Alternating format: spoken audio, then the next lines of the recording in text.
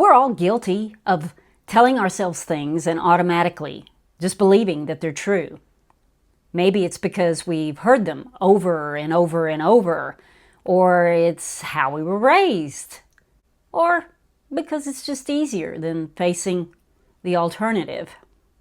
But today, I want to throw a monkey wrench into 5 of the biggest outdated money lies that some Gen Xers are continuing to believe. And just because these beliefs seem common or feel like they're just a way of life, that doesn't make them right. So let's challenge the stories we've been telling ourselves for years and make it right, starting right now. Okay, number 1 money lie is it's too late to start saving. Now, I start with this one because it can be the most damaging one. And I get it. It's easy to feel like you're behind when you're pushing 50 or even 60. But I'm telling you from experience, my own personal experience, it's not too late. A couple of weeks ago, I did a video on how I 10 times my retirement savings in under 10 years. And it wasn't because I was throwing thousands of dollars at it every month either. I prioritized that in my life, my retirement, my future. And at first, all I could find was an extra $100 a month. And I had to really do some cutting in order just to get that. But then, later, I was able to figure out how to put $300 a month toward it. Because once you prioritize and once you get kind of mildly obsessed with something, you start figuring out ways, whether it's cutting back more or finding ways to bring more in. So here's what I did and what I'm doing. I contribute at least up to the match in my 401k. I opened up a Roth IRA and an HSA, and I had to go to a separate brokerage firm because my place of employment didn't offer those. I set up monthly automatic contributions to those. And in all of my retirement accounts, whether it's 401k, Roth, HSA, I invest in the stock market. Now, I do mutual funds. I do a mixture of target date funds, but I lean more toward, stocks rather than conservative things because I'm trying to catch up, trying to accelerate the growth a little bit. But my risk tolerance, I'm okay with that. So if you're already doing these things, or if you're already contributing to your retirement, find a way to put in just a little bit more. Even small amounts make a huge difference over time. So new money truth number 1 that you can tell yourself is, even if I have to work until I'm 70, I will stop believing that it's too late to change my future. Number 2 money lie is debt is just a way of life. This one was easy for me to believe when I was younger. I just had told myself that if I wanted anything nice, if I wanted to live this American life, that I just needed to find a credit card to make it happen. I thought, having a reliable car meant always having car payments. All my friends had car payments. Most of us had all maxed out our credit cards, and we all pretended it was just a normal way of life. We went out to eat with friends, even when we knew we couldn't afford it. We'd go to the malls on the weekends, and of course you got to buy something. You got to carry that bag, out of the store. I look back on those decades and think how foolish. I could be living a better life today had I not been thinking that debt was just how you operate. And the reality is that debt doesn't just cost you money, it steals your future. It trades tomorrow's peace for today's temporary feeling of keeping up. So new money truth number 2 that we're going to tell ourselves is that even though credit is easy to get, I want to be debt-free and I want to stay that way. Okay, this next one is a little controversial, and I know I'm going to hear arguments about it in the comments, but the number 3 money lie is renting versus owning means you're failing. As Americans, we've been told that home ownership is the ultimate goal. I think it stems all the way back to the 1800s, with the homesteaders. Grab your little plot of land and you've made it. And if you were still renting after the age of 30, you were somehow considered a second-class citizen, that you'd failed in life, that you must be doing something wrong. And I get it, because I've heard this phrase over and over all my life. Renting is just throwing your money away. And maybe that's what I should have called, this point. The big lie is renting is throwing your money away, because it's not. You are getting something in return for that rent. And I look back and I remember after my dad passed away, my mom, I watched her struggle with keeping up the house, by herself. The yard was too big. Things kept breaking. The bathrooms were outdated. Mold became an issue. Half of the house went unused, half of the rooms.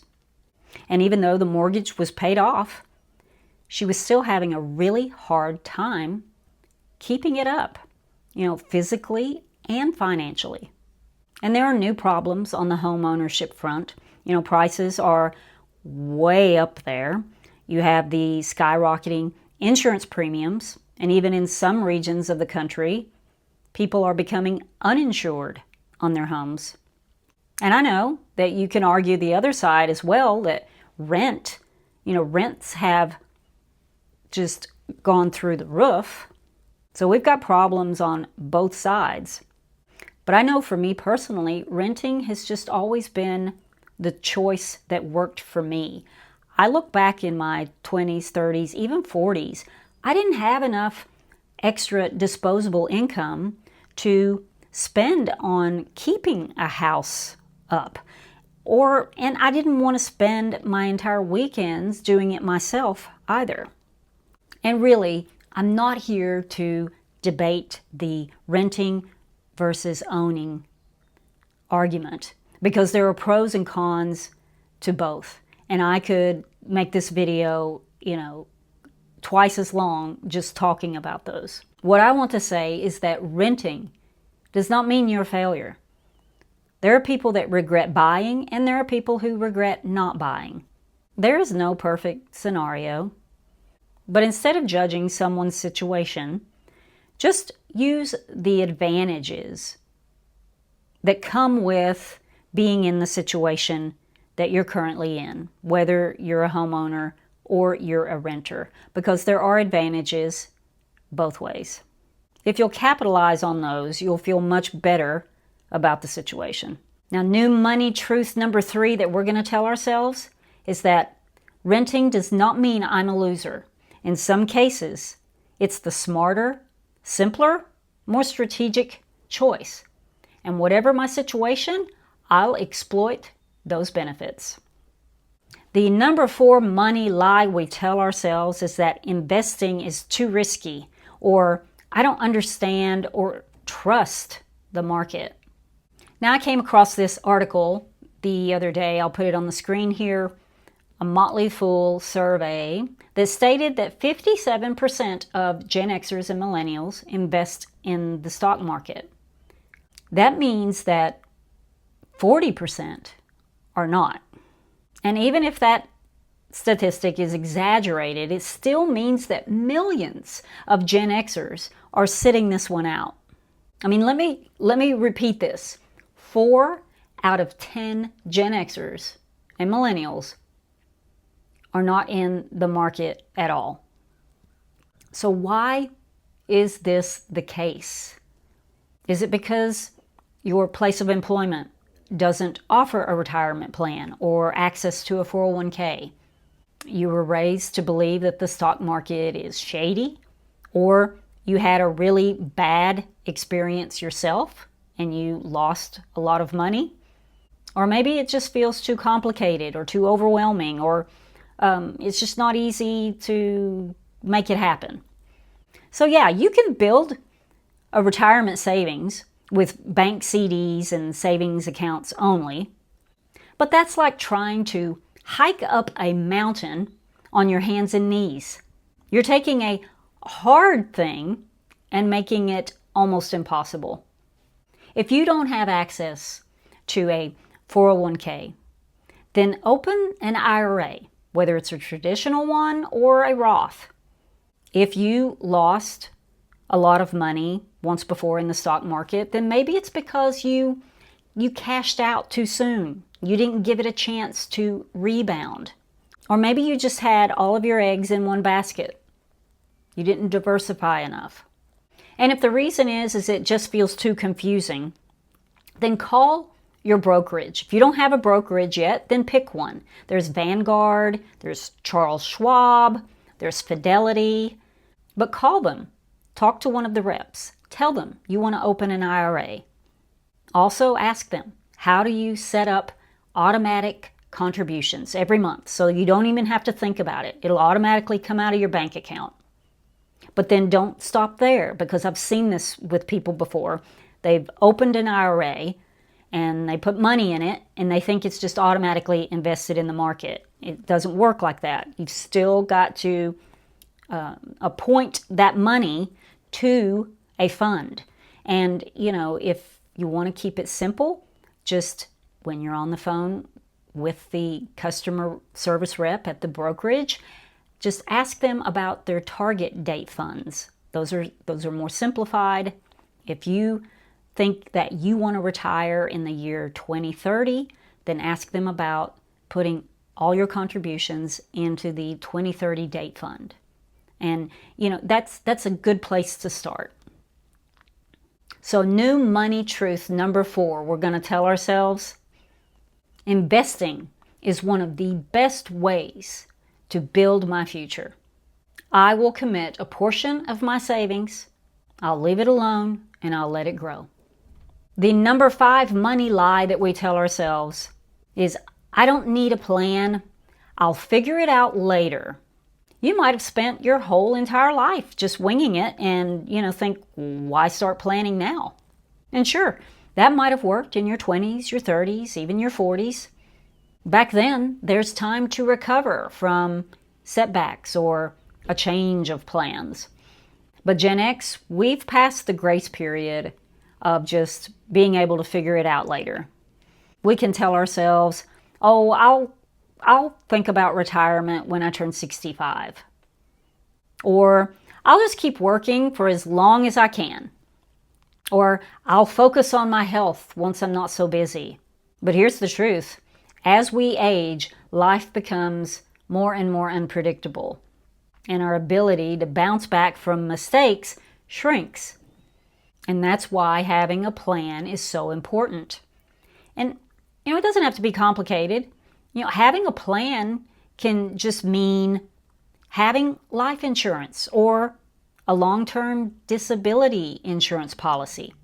A plan could include, writing a will or an advance directive.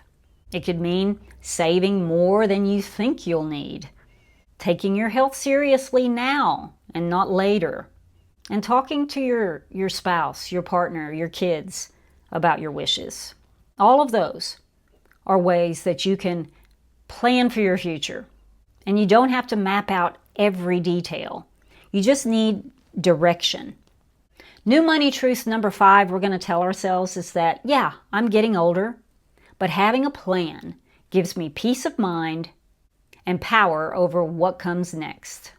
Gen X, we've been told a lot over the years, by society, our parents, advertising, even that little voice in our heads. But just because we've been believing these money stories all of our lives doesn't mean we have to keep living by them.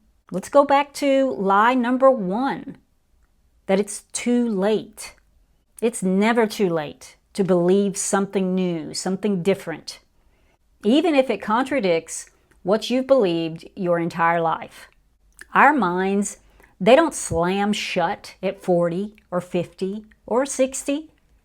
If you've built walls around yourself based on any of these 5 myths that I just talked about. You don't even have to tear everything down. Just start laying a new foundation, one brick at a time, based on the truth you choose to believe now. Let me know in the comments which one of these falsehoods really hit home for you, and what are you doing to change your story? If this resonated with you, don't forget to share this with another Gen Xer, and subscribe for more content made specifically for us.